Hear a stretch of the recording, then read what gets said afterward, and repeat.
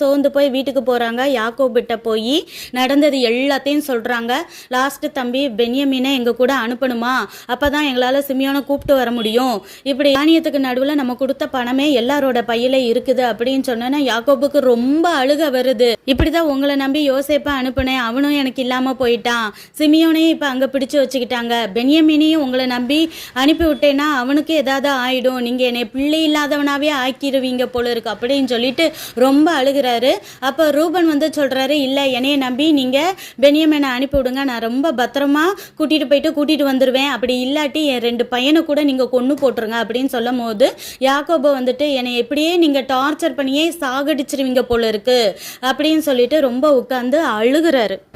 தேசத்தில் பஞ்சம் ரொம்ப அதிகமாக ஆரம்பிச்சிருச்சு. யாக்கோபு அவர் மகன்களை பார்த்து சொல்கிறாரு, போய் எகிப்தில் போய் தானியத்தை வாங்கிட்டு வாங்க அப்படின்னு சொல்லி வேற வழி இல்லாமல் பென்யமீனையும் அவங்க கூடயே அனுப்புகிறாரு.